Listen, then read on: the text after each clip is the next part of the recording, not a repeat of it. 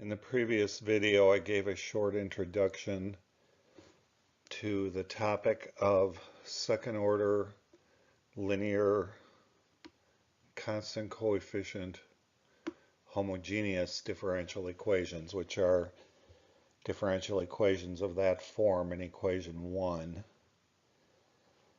We saw that the basic strategy is to look for exponential solutions. Looking for exponential solutions, we were led to look for the roots of that quadratic equation called the characteristic equation. Those roots can be found in general by using the quadratic formula if necessary, if the equation doesn't factor. And we talked in the previous video a little bit about what happens in general. Case 1, the simple case, you have two real roots. Then you can immediately write down your two corresponding linearly independent solutions and form your general solution in that way. And we looked at an example in the previous video. In case 2, if you have only one real root, you still need two linearly independent solutions, and it turns out your second linearly independent solution, it turns out, is x times e to the lambda x when you only have one real root. Then the other thing that can happen is you can have no real roots, in which case you have two complex conjugate roots, and we're using this notation for our complex conjugate roots. And in that situation, your general solution in real form ends up looking something like this. Sorry, there's kind of a funny check mark there. So that's a quick summary of what we've learned so far, the least you need to know on this topic. And here are several more examples which I recommend you try applying the ideas in the box up above. See if you can find the general solution on each of those. I recommend you pause the video at this point and try each of those 5 examples. So write down the characteristic polynomial, find the roots, examine the roots, think about what case you're in, and then write down the general solution based on that information. So I recommend you try that. I recommend you pause the video at this point and try that before you go on.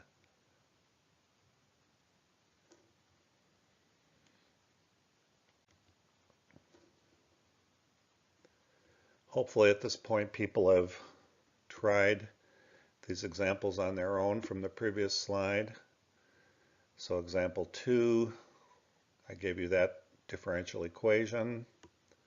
So we can immediately write down that characteristic polynomial, which factors. So we're in case 1, two real roots. One root is lambda 1 equals 0, which gives you the corresponding solution y1 equals 1. The other root, lambda 2 equals 1, gives you the solution, the second linearly independent solution, y2 is e to the x. Putting everything together, that gives you the general solution, c1 plus c2 e to the x, which agrees with the formula that we found for the general solution in the previous section using reduction of order. In example 3, we have this given differential equation, so we can immediately write down that characteristic polynomial, which factors that way. So we only have one real root, so we're in case 2. So we have e to the 2x is one of our solutions, but we need a second linearly independent solution. As discussed in the previous slide, your second linearly independent solution in this situation is always turns out to be x times the exponential. So that would be your general solution for that differential equation.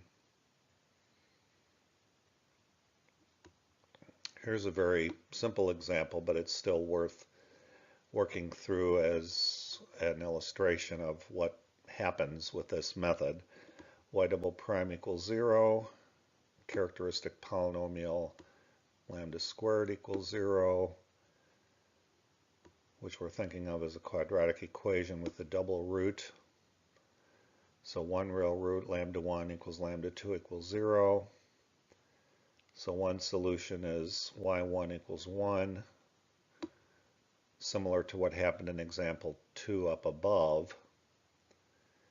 And then to get our second linearly independent solution, in case 2, we multiply the previous solution times x. So in this case, we're multiplying, our previous solution was 1 times x, so 1 times x is our second linearly independent solution.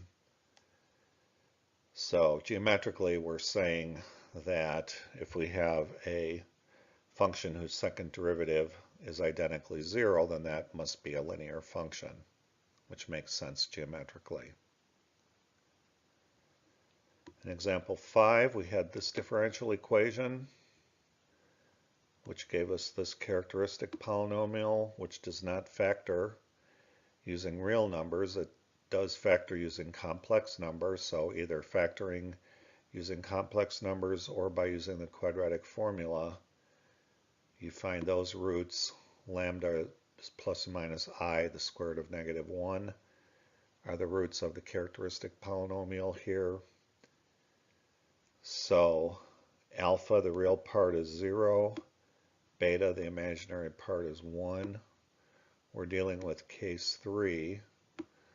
So plugging in that information into the formula for case 3, our general solution is e to the 0x cosine x, c1 times that plus c2 times e to the 0x sine x. Of course, e to the 0x is just 1, so usually we'll write that this way, c1 cosine x plus c2 sine x for the general solution of that differential equation. And finally, for example 6, we have this differential equation. So we can immediately write down that quadratic equation is the characteristic equation, which doesn't factor over the real numbers. So if we use the quadratic formula on that, that's what's happening here.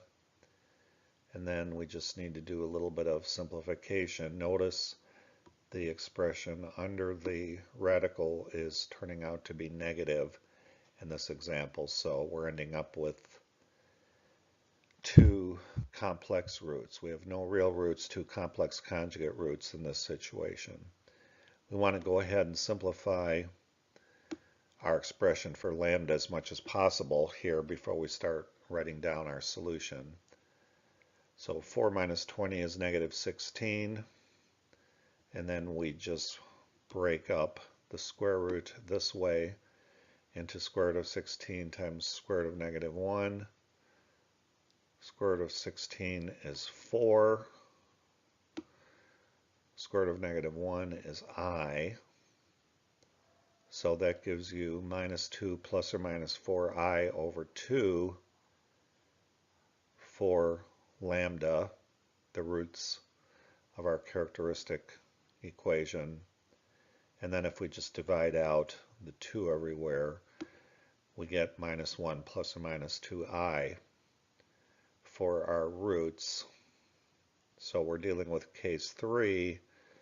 So to write down the general solution in real form, here we have alpha is negative 1, beta is 2.